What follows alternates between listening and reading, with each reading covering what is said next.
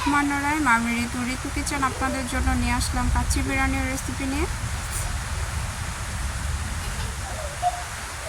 তো প্রথমে লাগবে আমাদের জায়ফল, জায়ত্রী, স্টার মশলা, শাহি জিরা, কাবাব চিনি, কাজু বাদাম, পেস্তা বাদাম, কাঠবাদাম সবগুলো আমি বেটে নিয়েছি বা আপনারা ব্লেন্ডার করে নিতে পারেন।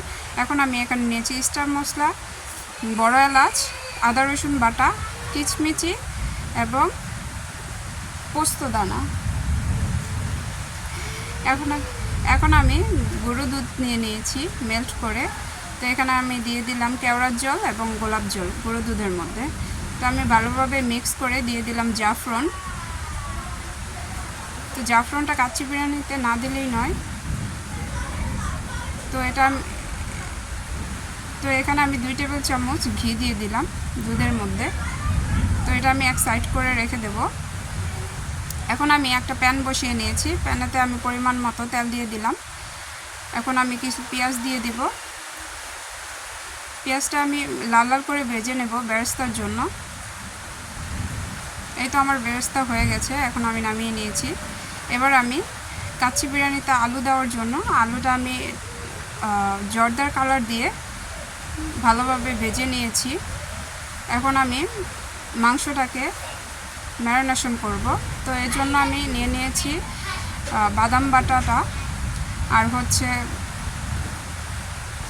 আদা রসুন বাটা, দিয়ে দিচ্ছি আমার কাবাব সিক্রেট মশলা, কাচ্চি বিরিয়ানির সিক্রেট মশলা, দিয়ে দিলাম হলুদ ফাঁকি সামান্য পরিমাণ, দিয়ে দিলাম মরিচ ফাঁকি সামান্য পরিমাণ, দিয়ে দিলাম গোলমরিচ গুঁড়া, দিয়ে দিলাম ধনিয়া গুঁড়া, ফেটানো টক দই, পরিমাণ মতো লবণ,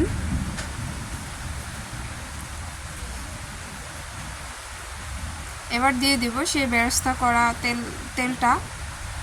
তো এই তেলটা দিলে ফ্লেভারটা ভালো আসে, বেরেস্তার তেলটা দিলে মাংসতে।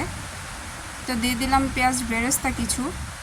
তো এবার আমি ভালোভাবে মেখে নিয়েছি ম্যারিনেশন করে। এখন আমি নিয়ে নিয়েছি বাসমতি চাল।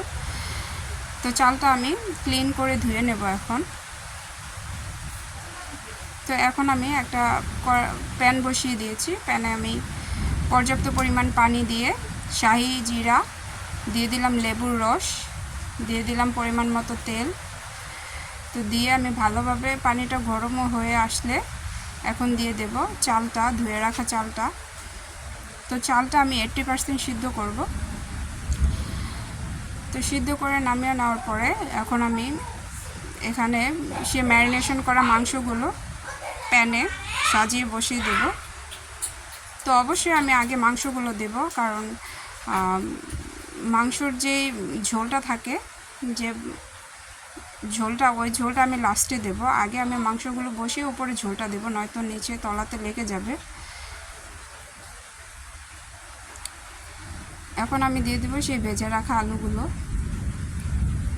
এখন দিয়ে দিলাম স্টার মশলা এবং বড় এলাচ, দিয়ে দিলাম কিছু বেরেস্তা। এখন আমি সেই চালটা 80% সিদ্ধ করা চালটা আমি এখানে সাজিয়ে দিয়ে দেব ধাপে ধাপে। তো আমি দেখেন স্ক্রিনে দেখানো আছে কিভাবে আমি দিচ্ছি। তো চালটা দেওয়ার পরে এখানে আমি দিয়ে দিলাম আলু বোখরা, দিয়ে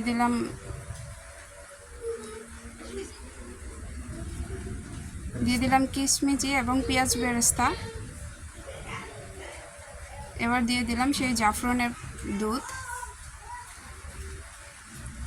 এভাবে আমি 3টা লেয়ারে সাজিয়ে নিয়েছি এবং লাস্ট পর্যায়ে আমি ঘি দিয়ে দিলাম।